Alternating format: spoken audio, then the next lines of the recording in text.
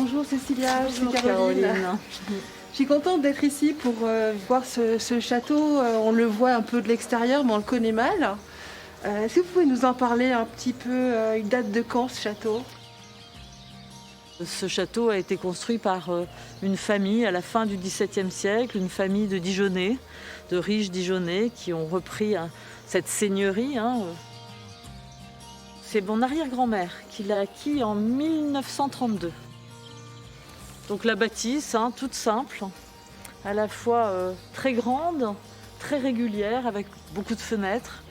J'aimerais bien voir l'intérieur du château.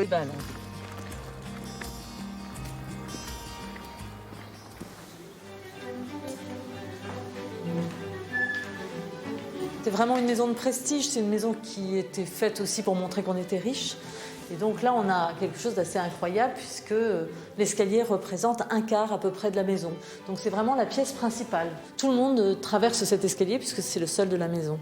Ce que je vois, c'est ce magnifique vitrail. Il y a des armoiries. Alors, des armoiries de qui? Alors ça, il s'agit des armoiries de la famille qui a été la plus présente dans ce lieu pendant 2 siècles, puisque c'est la famille Gannet qui vont acheter le château dans le premier quart du XVIIIe siècle. Donc c'est une famille qui va avoir une grosse importance parce qu'elle va notamment faire beaucoup de transformations dans le lieu. Guillaume Lazare de Gannet va beaucoup changer des choses. Il va transformer par exemple le haut de l'escalier en mettant une balustrade tout à fait dans le goût du jour. Et puis c'est lui qui va apporter les médaillons qu'on a en bas de cet escalier. Ce sont les copies de médaillons qu'on trouve à la laiterie de la Reine à Rambouillet. Alors à la laiterie de la Reine, ils sont en marbre. La Reine, c'est Marie-Antoinette, donc on est exactement dans la période de la Révolution française. C'est une question d'être à la mode, en fait, tout simplement, d'être dans le vent. Exactement. On parle aujourd'hui des youtubeuses ou des influenceuses, et on est déjà tout à fait dans cet esprit-là. C'est-à-dire qu'on cherche à être à la mode, et ce monsieur de Gannet était un homme qui aimait l'air du temps. C'est un patrimoine quand même lourd à entretenir. Et du coup, on a mis une grande partie du bâtiment en gîte. Donc on a 7 chambres dans le château, ce qui permet d'accueillir des groupes.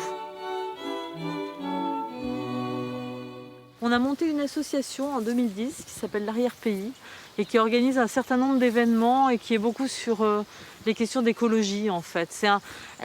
L'association prend le lieu comme un support pédagogique pour aborder des questions d'écologie.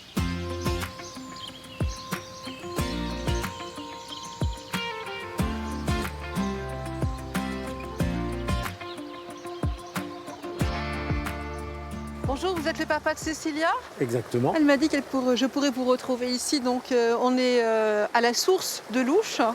À une des sources de Louche. Une des sources de Louche, parce qu'il y en a plusieurs. Oui, il y a 7 sources. Et donc, il y a cette rocaille. Ça représente quoi? Pourquoi est-ce qu'il y a cette rocaille ici? Elle a été installée au XIXe siècle pour abriter l'image de la Vierge qui a été, d'après la légende, retrouvée par des agriculteurs dans un champ à côté d'ici et qui est devenu un lieu de pèlerinage pour la population locale. C'est aussi une eau qui a beaucoup d'importance. Alors, c'est pour ça qu'on dit que c'est une eau miraculeuse. Mais il y a des tas de gens qui croient que c'est aussi une eau qui a des propriétés thérapeutiques, disons. Et pendant très longtemps, jusqu'à encore maintenant, il y a encore, je crois, des gens qui viennent remplir des bouteilles d'eau, non pas parce que c'est miraculeux, mais simplement pour avoir de la bonne eau pour boire à la maison. Elle est si pure d'ailleurs qu'il y a une microbrasserie qui l'utilise et qui se trouve au château, si je me suis bien renseignée. Oui, tout à fait.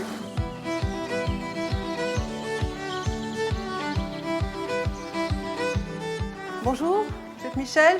Je viens voir la brasserie des sources de Louche, faite avec l'eau de Louche. Qu'est-ce que ça lui apporte, cette bière, une certaine notoriété? Au départ, la création de la brasserie, c'était un peu une idée presque de poète, quoi. On s'est dit, plutôt que d'avoir un château qui est juste en train d'accueillir, ça nous met dans le territoire, dans les réseaux de petits producteurs, et on produit quelque chose. J'ai brassé pendant 8 ans avec cette cuve-là en format 50 litres. Et là, maintenant, je viens de passer à quelque chose d'un peu plus professionnel, quoi. J'arrive à faire à peu près 40 hectolitres. Moi, je viens du champ de l'art contemporain, donc je travaillais d'abord dans la participation sociale, c'est ce qui m'intéressait. Donc là, c'est travailler le vivant. c'est pas mal. Et puis ça génère bien de la convivialité. C'est intéressant de faire de la bière. Ça produit des rencontres, ça m'intéresse beaucoup. Eh bien, nous, on va aller goûter cette bière avec modération, bien sûr. Et merci pour cette petite visite, Michel.